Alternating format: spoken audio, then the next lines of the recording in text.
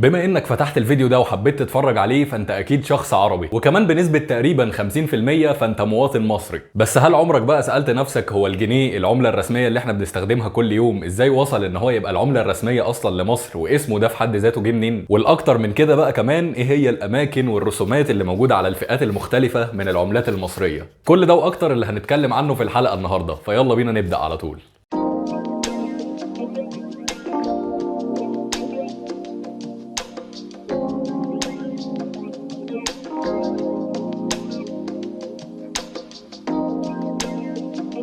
اسم الجنيه اللي بيطلق على العملة المصرية دلوقتي هو أساسا لفظ مش عربي، وخليني أشرح لك. أول جنيه معدني في تاريخ مصر مسكوك من الذهب كان سنة 1836 في عهد محمد علي باشا، وكان بيتسك في إنجلترا. ومن ساعتها أصبح لمصر العملة الخاصة بيها لوحدها بعيدا عن القرش العثماني اللي هو كان عملة الدولة العثمانية، اللي محمد علي أصلا ما بقاش خاضع ليها خلاص واستقل بمصر عنها. الذهب بقى اللي إنجلترا كانت بتستخدمه في سك وصناعة العملات دي كانت بتجيبه من أفريقيا، وبالتحديد من دولة غينيا، وده بالظبط هو مربط الفرس، لان كلمه غينيا بالانجليزي بتتنطق جيني.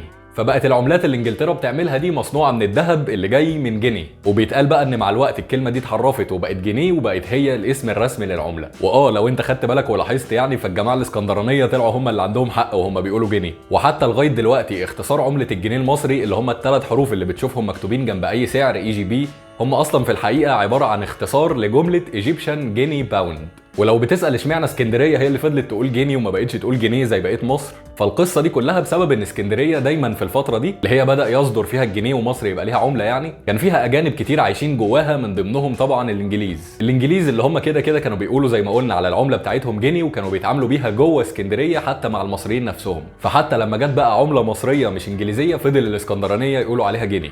وده كده كان باختصار السر ورا اسم الجنيه وازاي اصلا اصبح عملة مصر. ولو كنت حابب تعرف اكتر عن حوارات الفلوس دي عموما وازاي اصلا وصلت للشكل بتاعها دلوقتي، يبقى شوف الفيديو اللي هيظهر لك هنا او هنا في اي حته. وخلينا بقى دلوقتي نتكلم شويه عن العملات اللي موجوده معانا، وانا اقصد بكلامي ده تحديدا الفلوس الورق، اللي هم عباره عن 11 ورقه مختلفه بيمثلوا 9 فئات نقديه، من الربع جنيه او ال25 قرش اللي هو مش موجود معايا حاليا لغايه ال200 جنيه اكبر ورقه معترف بيها دلوقتي جوه مصر.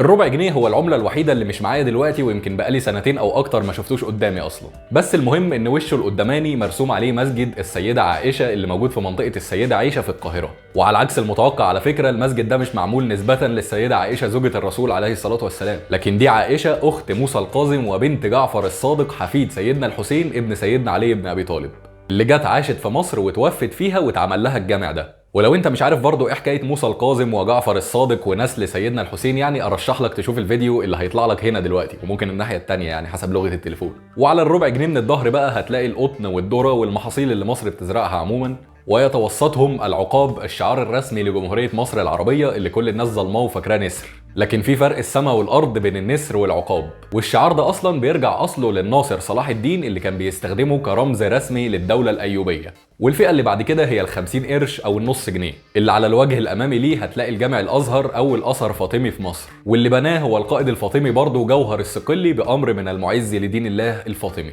وصدق او لا تصدق، الازهر ساعتها لما اتبنى كان عباره عن مدرسه للمذهب الفاطمي اللي هو المذهب الشيعي الاسماعيلي، قبل ما صلاح الدين الايوبي يجي ويسقط الدوله الفاطميه في مصر ويتحول الازهر لتدريس المذهب السني لحد النهارده. اما بقى على ظهر الورقه بتاعت ال50 قرش فهتلاقي صوره للملك رمسيس الثاني، احد اشهر ملوك مصر لو ما كانش هو الاشهر فعلا، وهو حكم مصر 67 سنه ساب فيهم كميه ضخمه جدا من الاثار والنقوش والانجازات. وطبعا رمسيس الثاني كان واحد من اعظم المحاربين اللي عدوا على تاريخ مصر بمعركه زي معركه قادش اللي كانت ضد الحيثيين، ودي المعركه اللي هو بنى معبد ابو سمبل عشان يخلد ذكرى انتصاره فيها، وده طبعا غير حملاته على ليبيا وعلى بلاد النوبه وتامين حدود مصر من كل حته. وبما اننا جبنا سيره معبد ابو سمبل بقى، فالدور بعد كده على الجنيه اللي على وشه هتلاقي مسجد السلطان قايتباي احد سلاطنه دوله المماليك.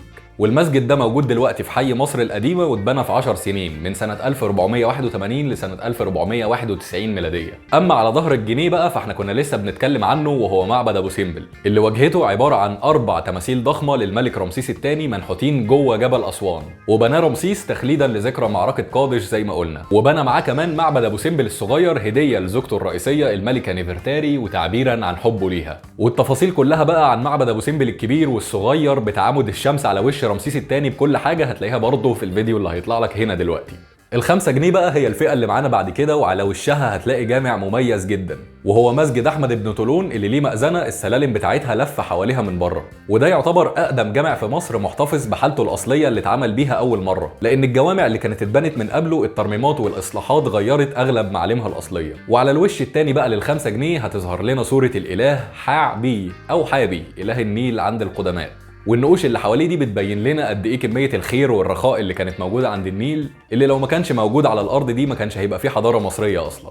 بعد ال5 جنيه بقى عندنا ال10 جنيه في ثوبها القديم، ولو انت مش مصري فانت هتفهم انا ليه بقول كده كمان شويه. ودي اللي عليها من قدام ده هو جامع الرفاعي، وده جامع اثري من ايام السلطنه المصريه، تم افتتاحه سنه 1912 ميلاديا في عهد الخديوي عباس حلمي الثاني، ومدفون دلوقتي جواه الخديوي اسماعيل وامه واولاده والسلطان حسين كامل والملك فؤاد الاول والملك فاروق الاول كمان اخر ملوك الاسره العلويه، وده باعتبار ان ابنه احمد فؤاد الثاني كان طفل صغير يعني ساعتها وما حكمش البلد فعلا. لكن في المقابل بقى وعلى الوش الثاني موجود احد اعظم تماثيل الدوله القديمه اللي منحوت بمنتهى الحرفيه من قطعه واحده من حجر صلب جدا اسمه حجر الديورايت، والتمثال ده هو للملك خفرع ابن الملك خوفو. واللي بيزود جمال التمثال ده كمان هو حورس الموجود ورا راس الملك وبيحاوطها بجناحيه عشان يحميها، وتمثال حورس ده مش متركب زي ما قلت لك، التمثال كله عباره عن قطعه واحده من الحجر، ده منحوت اصلا مع راس الملك خفرع نفسها من الاول. ولو بصيت للتمثال من قدام مش هتشوف حورس، لازم تبص له من الجنب عشان تعرف تشوفه زي ما هو مرسوم كده على ال10 جنيه بالظبط. اما بقى عن ال20 جنيه في ثوبها القديم فهي مطبوع عليها واحد من اقدم واشهر جوامع مصر، وهو مسجد محمد علي باشا اللي مبني جوه قلعه صلاح الدين الايوبي في القاهره، اللي هو اصلا اكتر حته مميزه وبارزه من جوه القلعه لو بصيت لها من بعيد بالقبب الفضيه المميزه بتاعته دي. وعلى الظهر بقى هنلاقي العجله الحربيه الغنيه عن التعريف طبعا، اللي استخدمها الملك احمس لاول مره وهو بيطرد الهكسوس بره مصر، وبيأسس بعدها الدوله الحديثه مع شويه نقوش كده لتتويج الملك. ونسيبنا من الفكه شويه ونخش على الورقه الاكبر من ال20 جنيه وهي ال50 جنيه، ودي اللي مرسوم عليها من قدام هو مسجد ابو حريبه، وده اثر مهم من العصر المملوكي من ايام مسجد السلطان قايتباي برضه بتاع الجنيه لو فاكر. وعلى الوجه الاخر بقى لل50 جنيه هتلاقي معبد حورس اللي موجود في ادفو في مدينه اسوان، وده تاني اكبر معبد في مصر بعد معبد الكرنك. وعلى الشمال في صوره لمركب فرعوني اسوان بقى وكده انت فاهم. والعمله اللي قبل الاخيره معانا هي ال100 جنيه اللي عليها من قدام هو جامع السلطان حسن اللي بناه السلطان حسن ابن الناصر محمد ابن قلاوون، لكن السلطان ده بقى كان اتقتل قبل ما بنى الجامع يخلص وما اتكتبلوش ان هو يدفن في الضريح اللي هو كان عامله لنفسه جوه الجامع، واللي اتدفن فيه بعد كده هم اولاده. وعلى ظهر ال100 جنيه بقى هنلاقي ابو الهول حارس الاهرامات الثلاثه ابو راس انسان وجسم اسد، اللي بيعتقد ان هو اصلا تمثال للملك خفرع واتنحت بالطريقه دي عشان يمثل القوه والحكمه في نفس الوقت. لكن خليني اقول لك ان الحته دي شائكه كده وفيها اراء مثيره للجدل، فمش موضوعنا خالص. المهم ان ال100 جنيه على ظهرها صوره ابو الهول.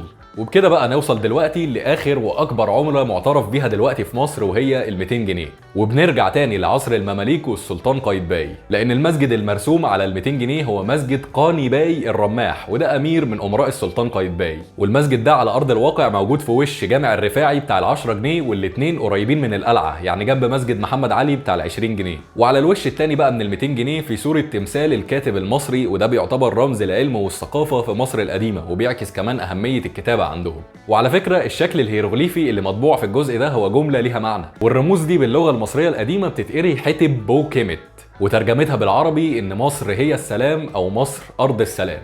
وقبل ما نختم الفيديو بقى خليني اعرفك على احدث المنضمين لعائله العملات الورقيه المصريه، وهم ال10 جنيه وال20 جنيه البوليمر او البلاستيك، اللي بيقولوا ان هي بتبقى مقاومه اكتر يعني للقطع والتراب والميه والبهدله اللي بتحصل للفلوس دي. وتصميمهم برضو جيب نفس فكرة العملات القديمة، ناحية للتاريخ الإسلامي والناحية التانية للتاريخ الفرعوني. فال10 جنيه الجديدة عليها من قدام مسجد الفتاح العليم، ومن ظهرها في صورة تمثال الملكة حتشبسوت ومكتبة اسكندرية، وفي الخلفية كده هرم خوفو. وال20 جنيه البوليمر بقى آخر ورقة هنتكلم عنها في الفيديو، فاللي عليها من قدام هو مسجد محمد علي برضو زي ال20 جنيه القديمة بالظبط. ومن الظهر هنلاقي برضو نفس العجلة الحربية بتاعت ورقة ال20 القديمة، بس المرة دي بقى زاد عليها صورة تمثال الملكة كليوباترا، وفي الخلفية نفس الهرم الأكبر. وبس يا سيدي كده اكون عرفتك على كل الاماكن الاثريه اللي مرسومه على الفلوس الورق اللي موجوده في مصر دلوقتي، اللي انا ناوي في يوم من الايام ان شاء الله ان انا ازورهم كلهم على ارض الواقع واعمل لكم فيديوهات عنهم من جواهم. اما لو بتسال عن الفلوس الفضه فهي اصلا كل حاجه بتبقى مكتوب عليها بالعربي هي دي ايه بالظبط، وحتى الجنيه والنص جنيه الاصليين اللي عليهم صور فرعونيه فهم اشهر صورتين في مصر تقريبا، الجنيه عليه توت عنخ امون والنص جنيه عليه كليوباترا. وبس يا سيدي بقى في اللحظه دي اقدر اقول ان كل الكلام اللي كان عندي للفيديو ده خلص خلاص. يا ريت بقى يكون الفيديو ده عجبك وتكون استفدت منه معلومات كانت جديده عليك، ولو ده حصل فعلا يا ريت تعرفني الحوار ده من خلال ان انت تنزل دلوقتي تدوس لايك وتشترك في القناه من تحت الفيديو لو ما كنتش مشترك قبل كده. واخر حاجه هطلبها منك قبل ما الفيديو يخلص، لو كنت اول مره تشوفني يا ريت تخش تاخد لك لفه كده في باقي الفيديوهات اللي موجوده على القناه، وان شاء الله هتعجبك. وبس كده، سلام.